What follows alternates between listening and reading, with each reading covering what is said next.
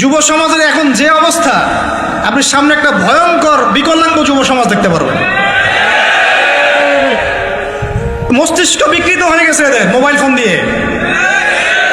Mobile phone, pornography, মেয়েদের ফিতনা, হারাম অ্যাফেয়ার্স, মাদক, জুয়া, টিকটক, এই করতে করতে এদের মস্তিষ্কর সুস্থতা নষ্ট হয়ে গেছে। আল্লাহর কসম, আল্লাহর কসম করে বলছি, এরা সুস্থ না।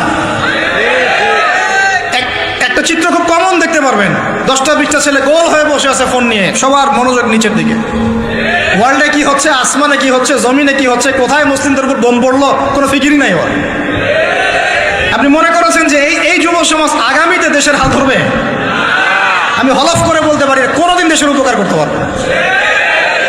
আপনি নষ্ট করে ফেলছেন যুব সমাজকে, নষ্ট করে ফেলছেন একদম। এদেরকে সুস্থতার দিকে নিয়ে আসতে হলে ইসলামী শিক্ষার কোনো বিকল্প নাই, নামাজের কোনো বিকল্প নাই। এদেরকে সামাজিক কাজে লাগিয়ে দিতে হবে, সোশ্যাল কাজে, সামাজিক উন্নয়নমূলক কাজে, এই যে মানবতার সেবামূলক কাজে, প্র্যাকটিক্যাল কিছু কাজে। কিছু বানাও, কিছু করো, সায়েন্স নিয়ে ঘাটাঘাটি করো, কিছু প্রযুক্তি উদ্ভাবন করো, তোমরা কিছু করো। দেখেন, আমরা যত কিছু ব্যবহার করি সব কিছু কিন্তু ইহুদি খ্রিস্টানদের। এই যে আমি যে মাইকে কথা বলছি, এই মাইকে ইসলামের বড় বড় কথা বলছি, এই মাইকটাও দেখা যাবে যে মুসলমান তৈরি করে নেয়। তাহলে এটা কি কাম্য ছিল? আর এই বিশ্বের যত শিক্ষার বুনিয়াদ, এই বুনিয়াদি শিক্ষা দিয়েছে মুসলিমরা। বিশ্বাস না করলে খালি আপনি 1200 বছর ইতিহাসটা পড়ে দেখেন। ইবনে সিনার নাম শুনেছেন? চিকিৎসা বিজ্ঞান দাঁড়িয়ে আছে ইবনে সিনার উপরে, নাম শুনেনি? জাবির ইবনে হাইয়ারের নাম শুনেছেন? এই কেমিস্ট্রি না থাকলে আপনি ওষুধ তৈরি করতে পারবেন না। কেমিস্ট্রি না থাকলে কি পারবেন না? মেডিসিন তৈরি করতে পারবেন না। এটা দাঁড়িয়ে আছে কেমিস্ট্রি জাবির ইবনে হাইয়ারের উপরে, যাকে ইউরোপে বলে গ্যাবর ইবনে হাইয়ান। এরকম নাম প্রচুর আছে।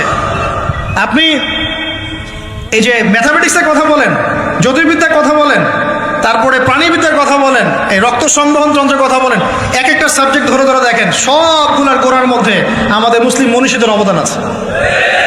এমনকি এই যে পুরো বিশ্বের যে দর্শনগুলো চলছে, যত দর্শন, ফিলোসফিক্যাল থটস, আমরা ফিলোসফি পড়েছি, এই ফিলোসফিগুলোর গোড়ায় গিয়ে আপনি দেখবেন সব মুসলিম দার্শনিকদের নাম লেখা আছে।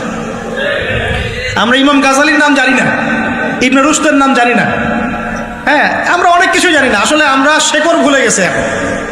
বিশ্বাস করেন, আমরা এই যে প্রযুক্তি, মোবাইল ফোন, টিকটক, মেয়েদের পিছনে ঘুরতে ঘুরতে, অ্যাফেয়ার, বাইক চালানো, আমরা আমাদের জীবনের লক্ষ্যই ভুলে গেছি। আল্লাহ পাক আমাদের যুব সমাজকে তাদের জীবনের লক্ষ্য বোঝার তৌফিক দান করুন। ভাই, আল্লাহ পাক আপনাকে এমনি এমনি সৃষ্টি করেন নাই, আমাকে এমনি এমনি সৃষ্টি করেন নাই।